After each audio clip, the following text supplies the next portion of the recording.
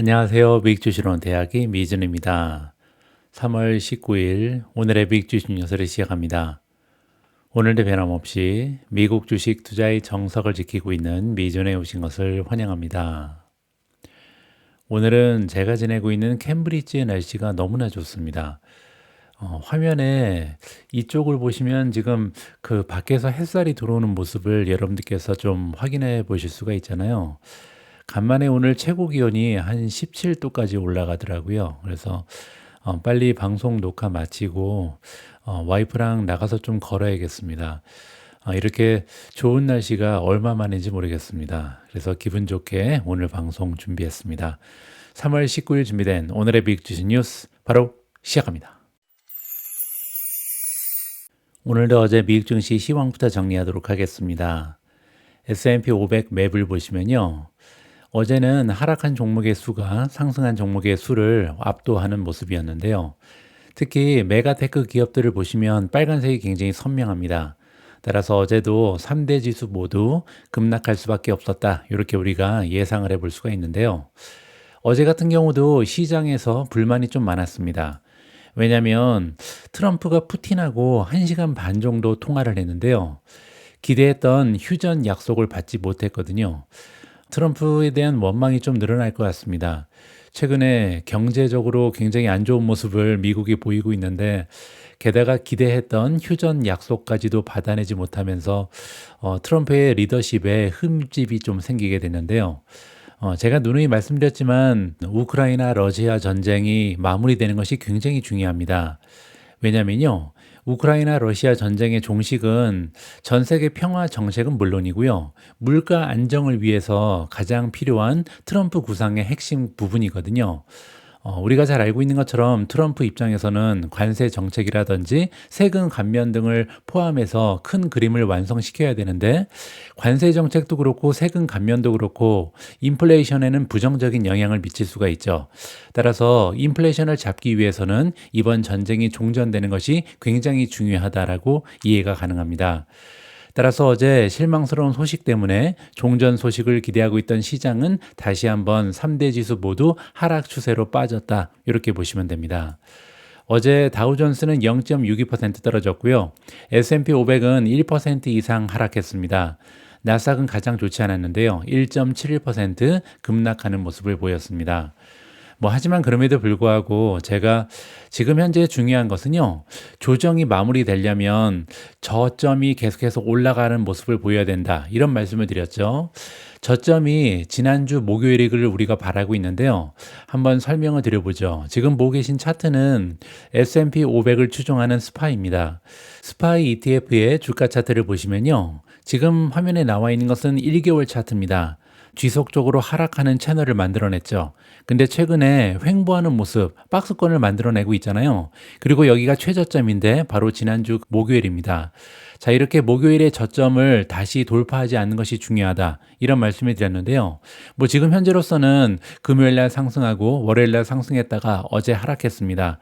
자, 미국 증시가 조정을 마무리 질 때 역시 지그재그 올라갔다 떨어졌다 올라갔다 떨어질 때를 반복할 텐데 저점을 다지고 다시는 최저점을 돌파하지 않는 것이 중요하다라고 이해가 가능합니다. 이번에는 테크주들이 모여있는 나스닥 100을 추종하는 QQQ입니다.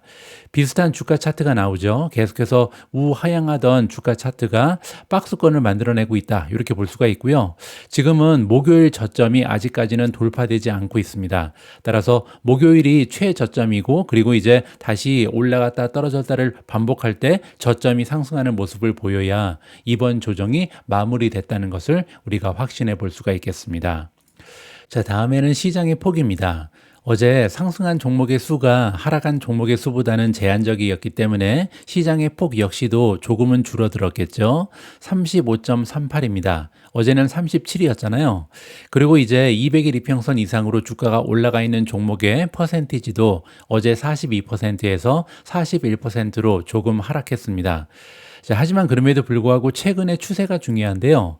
YTD로 조금 바꿔보면 마찬가지로 여기가 최저점이죠. 지난주 목요일입니다. 목요일 날 25.84까지 떨어졌다가 이제 지그재그를 보이면서 올라가기를 바라는 것이 우리 투자자들의 좀 바람이다, 희망이다, 이렇게 보시면 될 것 같습니다. 다음에는 변동성 지수인데요. 빅수 역시도 별다른 움직임이 없죠. 어제 20이었는데 21까지 올라갔습니다. 뭐 잠깐 올라갔다가 다시 떨어지는 모습인데요.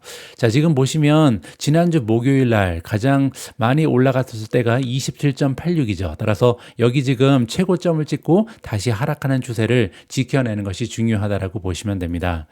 다음에는 공포 탐욕 지수인데요. 어제 19에서 20으로 한 단계 올라갔습니다. 마찬가지로 지금 타임라인을 보면 계속해서 하락하던 공포 탐욕 지수가 바닥을 찍고 올라가는 것이 중요하다. 물론 지금은요, 아직까지 그 추세가 꺾인지는 살펴보기가 좀 어렵습니다. 하지만 14까지 떨어졌던 공포 탐욕 지수가 어느 정도 상승 추세를 보이고 있다는 것이 긍정적이다. 이렇게 기대를 가져봅니다. 다음에는 미지원 탑픽의 성적입니다. 어제는 한 종목을 제외하고는 모두 다 떨어졌는데요. 이노데이터가 9.91% 떨어지면서 가장 좋지가 않았고요. 크레도 테크놀로지 마이너스 6.27, 테슬라 마이너스 5.34, B2가 마이너스 5.24, 셀레스티카 마이너스 4.70, 팔란티어 마이너스 3.96, 마이크로 스트래티지가 마이너스 3.77, 메타 마이너스 3.73, 엔비디아 마이너스 3.43, 넥스트래커 마이너스 3.09, 브로드컴 마이너스 3.00, 알파벳이 마이너스 2.20, 탈렌 에너지 마이너스 2.06, 우버 마이너스 1.62, 아마존 마이너스 1.49, 비스트라가 1.45% 빠졌고요. TSMC가 1.38% 선방했습니다. 마지막으로 비트코인은 0.93% 소폭으로 올라가면서 83,590에 가 있습니다. 어제 같은 경우는 지금 브로드컴이 3% 빠졌는데요. 지금 현재 다른 종목들에 비해서 시간의 거래에서도 상승폭이 좀 미미합니다. 최근에 연달아서 지금 좀 원투펀치를 받고 있는 이러한 종목이 브로드컴인데요. 제가 어제 방송에서 브로드컴 관련된 악재 하나를 전달해 드렸죠. 그동안 브로드컴은요, 구글이라는 전 세계 최대 기업 중 하나와 독점적인 협업을 진행하고 있었습니다. 구글은 TPU라는 그들이 자체적으로 설계한 맞춤형 칩이 있잖아요. 이 칩을 브로드컴과 과거 9년 동안 함께 개발하고 생산해 왔죠. 그런데 이제부터는요, 구글이 브로드컴뿐만 아니라 대만 기업인 미디어텍과도 함께 일하겠다. 이러한 기사가 보도가 됐습니다. 브로드컴 입장에서는 굉장히 커다란 타격이었는데요. 어제도 한 방 더 맞았습니다. 이번에는 엔비디아의 젠슨 왕이요, 브로드컴은 엔비디아의 적수가 되지 못한다. 이렇게 얘기하면서 한 방을 더 매겼거든요. 구체적인 내용을 좀 살펴보시면요. 몇 달 전에 브로드컴의 CEO가 이런 얘기를 했습니다. 브로드컴의 상위 3개 고객을 위한 AI 칩 시장 기회가 2027년 회계연도에 600억 달러에서 900억 달러에 이를 것이다. 따라서 굉장히 엄청난 매출의 상승을 도모할 것이다. 게다가 브로드컴이 공정한 점유율을 확보할 것이다. 그 얘기는요, 엔비디아 비즈니스의 일부를 브로드컴이 빼앗아 갈 것이다. 이렇게 해석이 가능하죠. 자, 그런데 젠순왕이 어제 뭐 어떻게 얘기했냐면요. 우선 그들이 어떻게 알았는지 모르겠다. 이 얘기는 뭐냐면 AI 칩의 미래에 대해서 브로드컴이 알 리가 없는데 이렇게 무시를 한 거죠. 그들은 어떤 칩이 만들어지고 있는지 알지 못한다. 다른 누군가가 만들고 있다. 그들은 A식 회사다. A식이라는 것은 맞춤형 반도체에 집중하고 있는 회사다. 이렇게 얘기했는데요. 그게 무슨 얘기냐면 브로드컴은요, 주문이 들어오면 거기에 맞춰서 제작을 도와주는 이러한 기업에 불과하다. 이렇게 얘기하는 겁니다. 따라서 실제로 어떤 칩이 개발되고 있는지는 모른다. 이렇게 주장하는 거거든요. 따라서 브로드컴은 AI 칩 개발에 직접적으로 참여하지 않고 다른 회사가, 즉 구글이나 이런 회사들이 AI 칩을 개발할 때 보조적인 역할을 한다라는 의미로 해석이 가능합니다. 자, 이렇게 엊그제는 구글, 그리고 어제는 엔비디아 CEO한테 한 방을 맞으면서 브로드컴이 조금 주가가 흔들릴 가능성이 높다라고 이해가 가능할 것 같습니다. 자, 오늘의 하이라이트입니다. 오늘 방송은 사실상 이 기사를 읽기 위해서 제작된다라고 해도 과언이 아니거든요. 오늘은 여러분들 잘 알고 계시겠지만 3월 19일 오후 2시에 FOMC 미팅이 마무리가 되고요. 그리고 나서는 파월 의장의 기자회견이 2시 반에 예정이 되어 있습니다. 자, 그런데 오늘 FOMC 미팅은 더더욱 중요한데요. 왜냐하면 1년에 4번 발표되는 점도표가 오늘 공개가 되거든요. 점도표는요, 매년 3월, 6월, 9월, 12월 이렇게 4번 발표가 됩니다. 따라서 지난 12월에 발표된 점도표와 오늘 발표되는 점도표 어떤 변화가 있는지 굉장히 중요한 투자의 지표다. 이렇게 보시면 되겠죠. 자, 찬찬히 오늘 가장 중요한 기사를 읽어보도록 하겠습니다. 이번 주 회의에서 연방준비제도 이사회 관계자들은 금리를 그대로 유지할 것으로 예상이 됩니다. 즉 오늘 FOMC 미팅 끝나고 나서요, 금리를 인하한다던가 금리를 올린다거나 이런 일이 발생할 가능성은 굉장히 적죠. 자, 하지만 그럼에도 불구하고 오늘 미팅이 중요한 이유는 경제와 향후 금리 방향에 대한 견해를 조정할 것으로 예상이 되기 때문입니다. 그 얘기는 지난 12월에 발표된 점도표와 오늘 점도표가 조금 다를 것이다. 이렇게 시장이 약간 떨면서 기다리고 있다. 이렇게 보시면 되겠죠. 시장이 반영하고 있는 가격이 정확하다면 오늘 미팅에서는 중앙은행 정책 입안자들이 현재 수준인 4.25%에서 4.5%의 주요 금리에서 물러날 가능성은 거의 없다. 따라서 금리는 동결될 것이다. 이렇게 얘기하는 거고요. 그러나 연준은 또한 트럼프 대통령의 무역 및 재정 정책의 불확실한 배경에 비추어 앞으로 방향에 대한 단서를 제공할 의무가 있습니다. 그리고 여기에는요, 인플레이션 및 경제 성장 전망의 조정부터 금리를 얼마나 자주 그리고 얼마나 인하할 것인지에 대한 기대치까지 모든 것이 포함될 것이다. 특히 이제 점도표를 보면 올해 과연 금리를 몇 번이나 내릴까 이게 표시가 되잖아요. 따라서 굉장히 중요한 정보를 오늘 시장 참여자들은 받아볼 수가 있겠습니다. 그들은 연준은 기본적으로 우리는 지금 전혀 서두르지 않는다 이렇게 얘기할 것이다. 따라서 기자회견에서는요, 아직까지는 확실한 것도 없다. 계속 들어오는 경제 지표를 보면서 우리는 정책을 수정할 것이다. 이러한 어떻게 보면 옛날에 했던 얘기를 반복할 가능성이 높다라고 얘기합니다. 그 얘기는요, 오늘은 연준 의장의 기자회견보다 점도표가 더 중요할 수도 있다. 이렇게 해석이 가능하겠죠. 최근의 데이터를 바탕으로 볼 때 연준은요, 2025년 인플레이션 전망치를 상향 조정할 가능성이 있습니다. 12월에는 2.5%였는데요. 이거보다 인플레이션 기대치가 올라갈 수 있다는 거죠. 자, 그리고 또한 GDP 전망치는 하향 조정될 가능성도 있다. 12월에는 2.1%였습니다. 금리 문제와 관련해서 연방공개시장위원회, 우리가 FOMC라고 부르는 위원회죠. FOMC의 개별 위원들의 의도를 나타내는 돛플롯, 이걸 우리가 점도표라고 부르잖아요. 이게 드디어 등장한다. 3개월 만에 나타난다. 이렇게 보시면 되겠죠. 이 점도표에서 어떤 일이 일어날지에 대해서는 상당한 의견 차이가 있습니다. 연준위원회는 12월의 전망대로 2차례의 금리 인하를 유지하거나 아니면 한 차례 또는 2차례 모두 취소할 가능성도 있고요.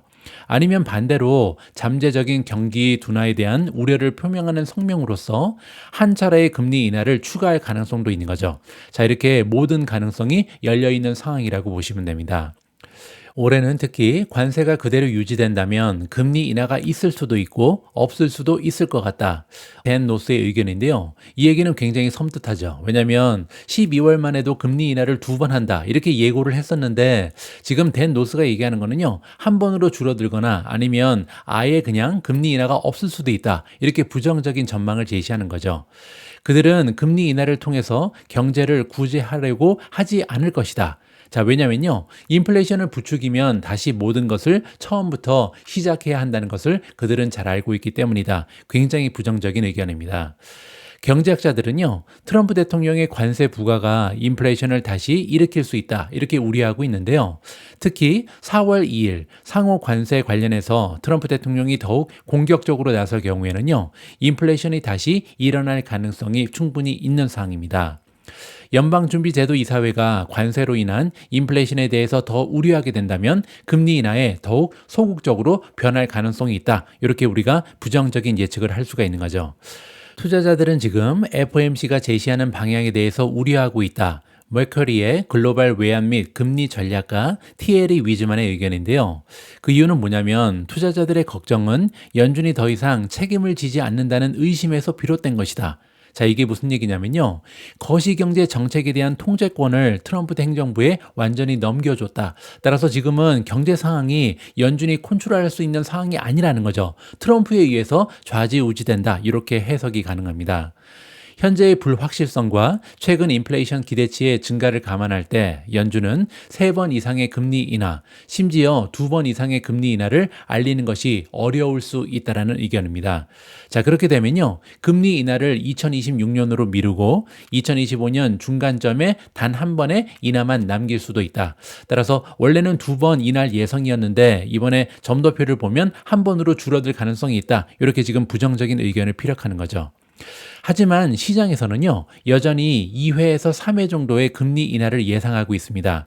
자, 이게 지금 문제죠. 왜냐하면 시장에서는 기대치가 적어도 2번, 아니면 많으면 3번까지 금리 인하를 할 것이다. 이렇게 기대하고 있는데, 만약에 점도표가 2번도 안 되고 1번 혹은 0번으로 바뀐다면 굉장히 큰 문제가 발생하는 거죠. 연준이 2회 금리 인하를 고수하기로 결정한다면 이는 최근의 시장 혼란을 피하기 위한 것일 뿐, 이렇게 골드만삭스의 이코노미스트 데이빗 메리클이 메모에서 밝히고 있습니다. 따라서 연준이 만약에 금리 인하를 2번으로 고수한다면 그거는 미국 증시가 너무 많이 떨어져서 일부러 그렇게 하는 것이다. 이렇게 부정적으로 얘기하는 거죠.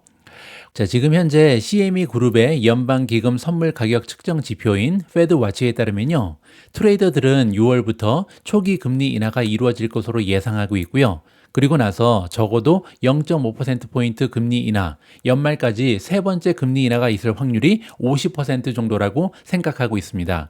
따라서 지금 시장이 가격을 설정하는 것을 보면요, 적어도 2번, 그리고 많으면 3번까지도 기대를 하고 있다. 이렇게 정리가 가능합니다.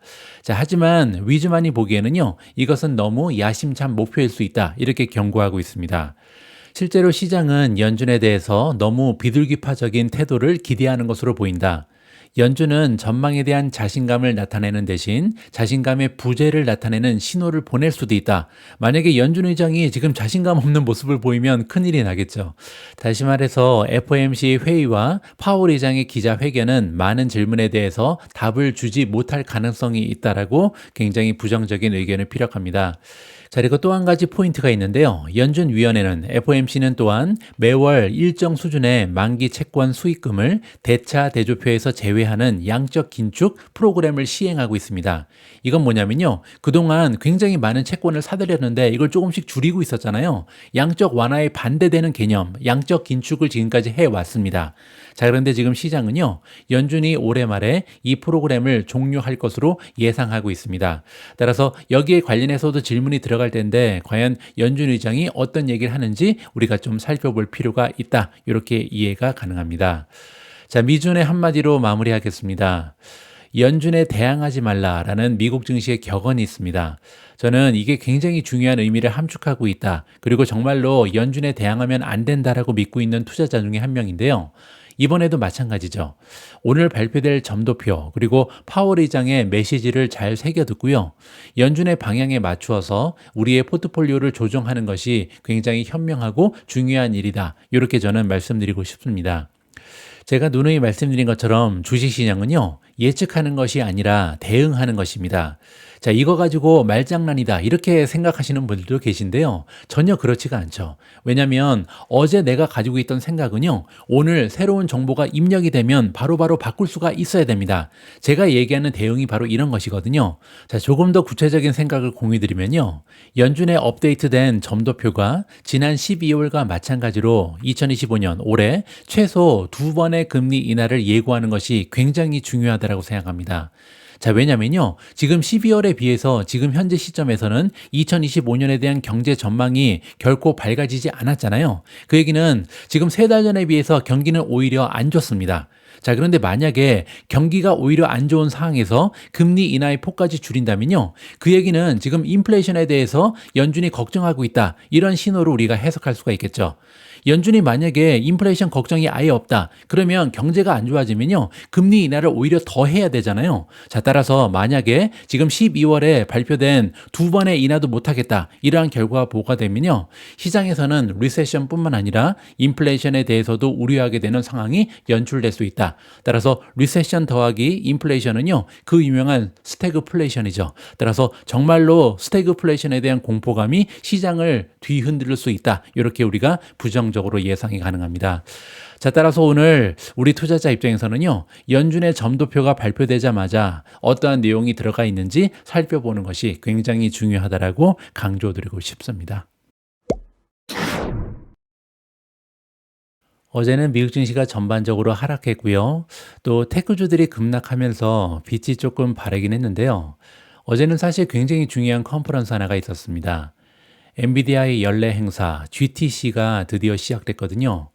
그리고 연휴 때와 마찬가지로 젠슨 항이 키노트, 기조 연설을 했는데요. 그 기조 연설의 길이가 굉장했습니다. 여기 보시면 31분 정도의 등장을 처음에 했는데요. 그리고 나서 무대를 계속해서 지킵니다. 언제까지 계속해서 무대에 있었냐면 한 2시간이 넘어설 때까지 있었으니까요. 한 1시간 40분 정도 무대를 지켰습니다. 정말 굉장한 체력에 열정을 갖춘 CEO다. 그리고 실력까지 겸비를 했죠. 자, 이렇게 1시간 40분 동안 무대를 지키면서 굉장한 소식들을 많이 발표했는데요. 그걸 우리가 한꺼번에 다 섭렵해 보기는 좀 어려울 것 같고요. 그래서 제가 엔비디아 GTC의 기조 연설 하이라이트를 좀 준비했습니다. 자, 이번 기사는 제 목소리를 닮은 미준 AI로 함께 들어보도록 하겠습니다. 오늘 방송은 여기까지입니다. 혹시 여러분들 계신 곳에 날씨가 좋다면 오늘은 주식 투자도 좋지만 잠깐 산책도 하시고 즐거운 야외 활동 하시면 좋을 것 같습니다. 물론 이따가 2시에 발표되는 미국 시간 2시에 발표되는 점도표는 꼭 한번 확인을 해보시기 바랍니다.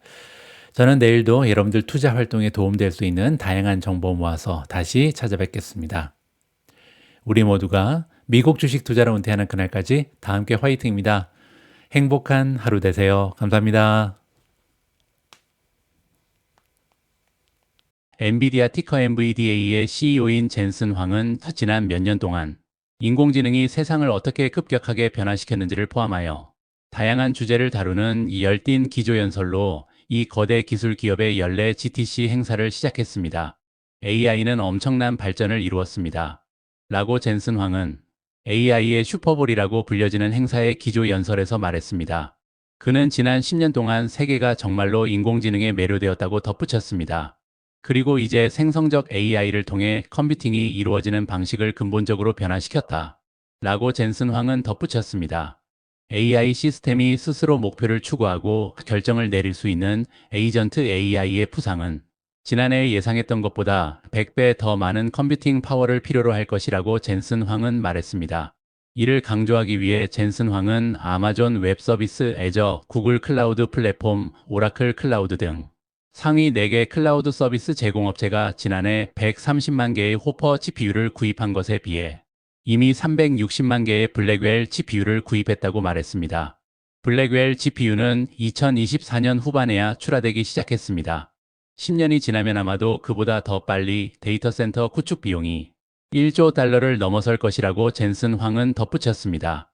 AI는 변곡점을 지나고 있으며 양자 컴퓨팅, 물리학, 오지 및 육지 네트워크, 유전자 염기서열 분석, 컴퓨터 리소그래피 등을 포함한 모든 과학 분야에 쿠다 X 라이브러리가 등장할 것이라고 젠슨 황은 말했습니다. 젠슨 황은 컴퓨터 지원 엔지니어링을 위한 새로운 쿠다 라이브러리인 CUDSS를 선보였습니다. 파트너로는 ANSYS, ANSS, 케이던스 디자인 시스템즈 CDNS 등이 있습니다. 우리는 이제 가속 컴퓨팅의 전환점에 도달했다.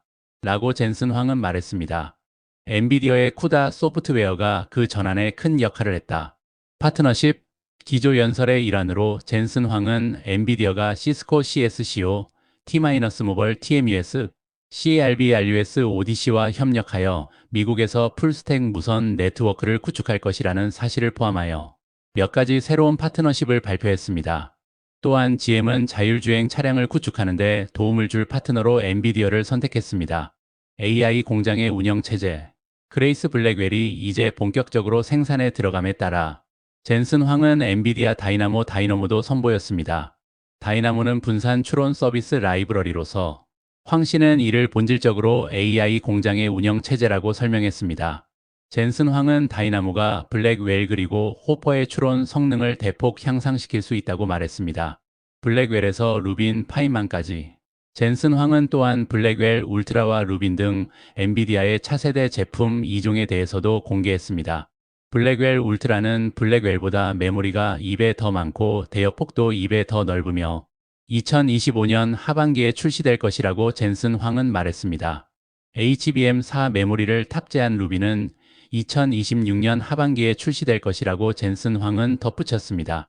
그리고 그 다음 세대인 루빈 울트라는 2027년 하반기에 출시될 예정입니다. 루빈 울트라는 추론용 엑사플롭이 15배 더 많고 훈련용 엑사플롭이 5배 더 많으며 GB300NVL72가 14배 더 성능이 뛰어납니다. 참고 엑사플롭은 특히 고성능 컴퓨팅에서 컴퓨터의 성능을 측정하는 척도입니다. 루비는 비용을 엄청나게 낮출 것이다. 라고 젠슨 황은 말했습니다. 미국 이론 물리학자 리처드 파인만의 이름을 딴 3세대 제품은 2028년에 출시될 것이라고 황은 덧붙였습니다. 신제품 및 공동 패키지 광학. 젠슨 황은 또한 엔비디아의 새로운 스펙트럼 X 슈퍼차지드 이더넷 스위치와 엔비디아의 실리콘 포토닉스 제품인 퀀텀 X의 공동 패키지 광학 분야 진출을 함께 선보였습니다. 엔비디아가 TSMC와 함께 작업한 퀀텀 X 패키지는 2025년 하반기에 출시될 예정이며 스펙트럼 X 옵션은 2026년 하반기에 출시될 것이라고 횡은 말했습니다. 미주은의 한마디. 엔비디아 CEO 젠슨 황은 지속적으로 AI 혁명의 변곡점이 다가오고 있다는 주장을 펼치고 있으며 그의 이러한 목소리는 최근 들어 오히려 더 자신감이 넘쳐 흐릅니다. 하지만 어찌된 영문인지 시장은 젠슨 황의 이러한 주장을 반신반의하는 모습입니다. 2025년 초 기준으로 전 세계 인구 중 약 55억 명 이상이 인터넷을 사용하고 있습니다.